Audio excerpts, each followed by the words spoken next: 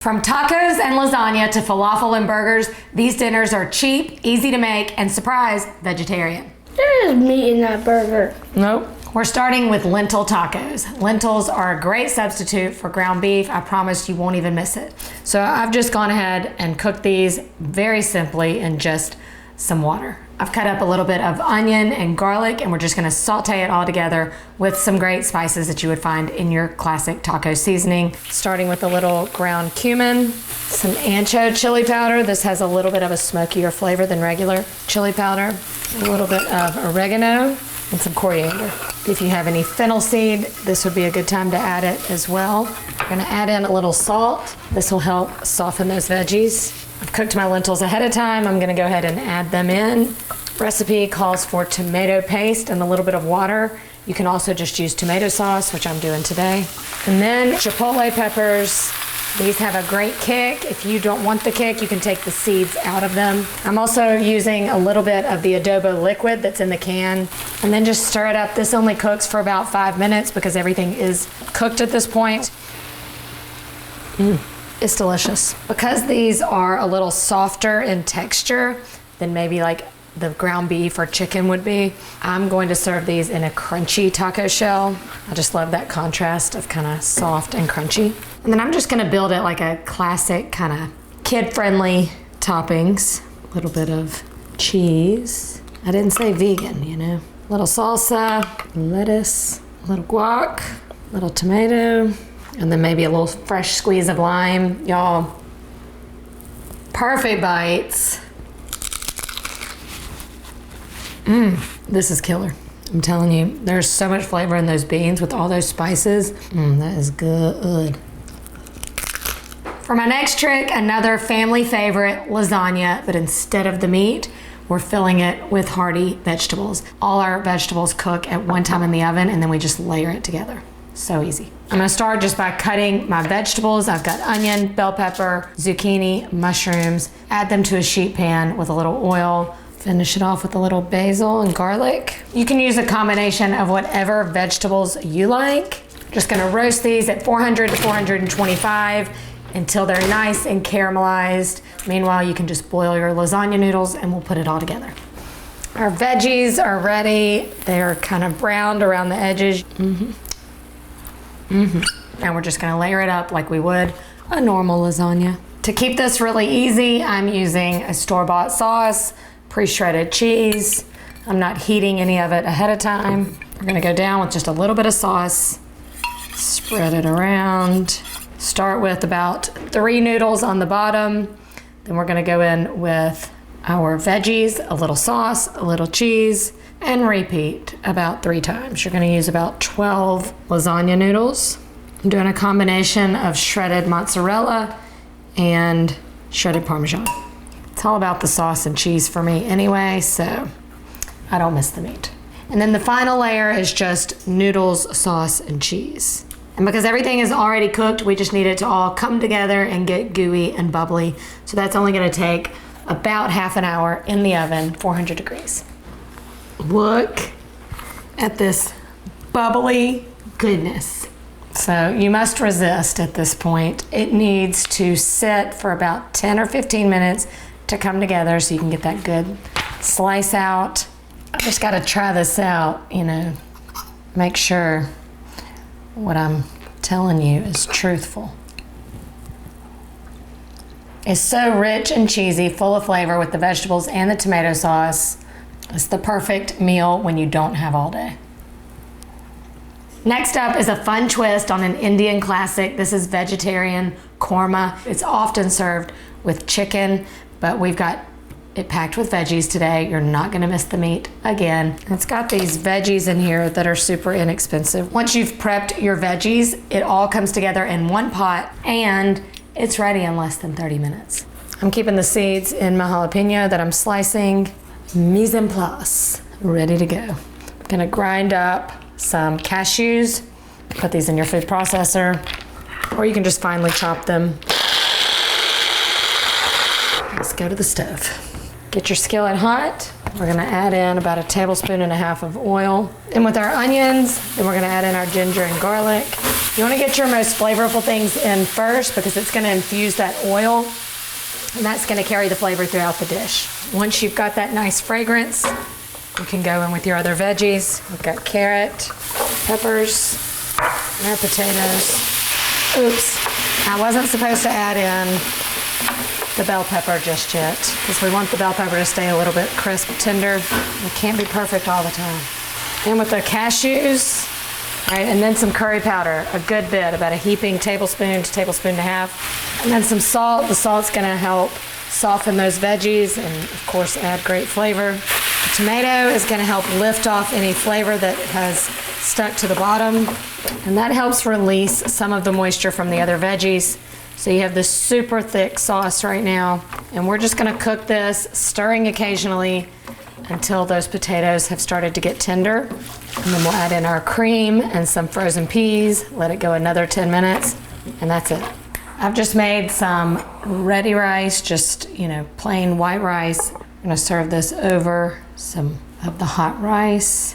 Yum, yum, yum. And then I love lots of cilantro on the top, and then a little bit of grilled naan bread. You gotta have something to soak up the sauce with. And it is indeed that time. With that cream, this is so rich and indulgent. You definitely don't need meat in this at all. A little bit on the bread. Especially if you've never had korma, this is definitely a good recipe to start with. What even is a vegetarian episode without a good veggie burger? This one does not have any kind of mystery meat involved, but it does have tons of flavor and nutrition. I'll start by roasting these mushrooms and onions to develop that rich color and flavor. Just toss them with a little olive oil. We're gonna go in at 450 degrees for about 10 minutes, and then we're gonna add in our black beans to the sheet pan and go in for another 5 minutes, reduce the heat to about 425. We just want those black beans nice and dry before we bring all this together in the food processor. Once our mushroom and black bean mixture has completely cooled, we're gonna add everything to the food processor to make this really easy and come together.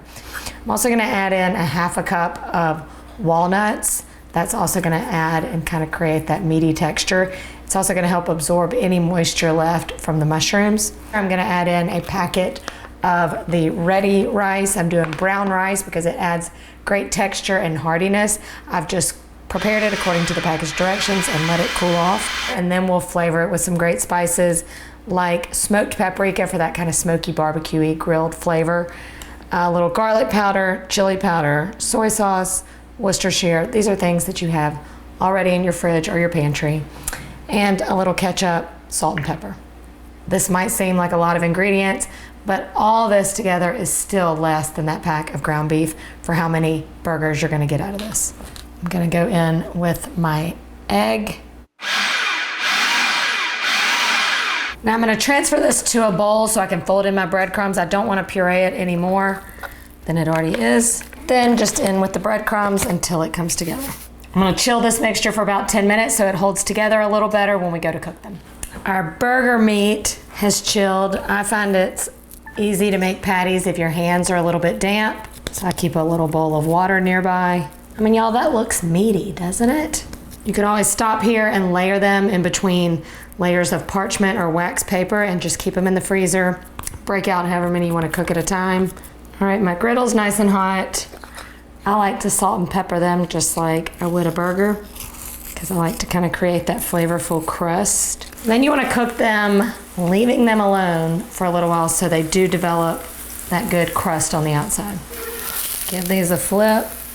Woohoo! Look at that crust. You can smell that little bit of like Worcestershire and soy sauce coming out. Top it with a little cheese, and then we build the burger. A little spicy mustard. It looks pretty good. Dang, it's quite lovely. Look who just got home from school. Try this burger. Whoa, that was a big bite. Mm-hmm. Do you like it? Guess what? Mm-hmm. There's no meat in this burger. Yeah, there is. Can you believe it? There is meat in that burger. Nope. You've got to give this one a try. Now for one of my all-time favorite vegetarian meals, falafel. The cheapest meal of the day. The main ingredient here is a can of chickpeas, also known as garbanzo beans. You know, you're talking about $1 to make the main course here. So I'm gonna start by making a little puree of onion and garlic, half a cup of parsley. All right, that's ready. Now onto the chickpeas. So I have rinsed and drained 1 can of chickpeas, and we're gonna mash these with a fork or a masher. You don't wanna put these in the food processor because they'll get a little too thin, so we just wanna mash them really well. Now for the final component, we're gonna make our little spice mixture. This just avoids over mixing everything, so we're gonna mix the egg in a small bowl, whisk it up with a teaspoon of baking powder, pinch of cayenne, little pepper, a little salt, and about a teaspoon or so of lemon juice. All right, then bring everything together. We've got our parsley and onion mixture. Oh, it smells so good already. Okay, and then our Flava Flav. You wanna get everything mixed together so again, we don't over mix when we add our breadcrumbs, or so we don't add too many breadcrumbs. I forgot a little coriander. That goes in with the egg mixture.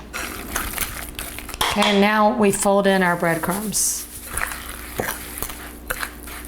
You end up using about a cup of the breadcrumb.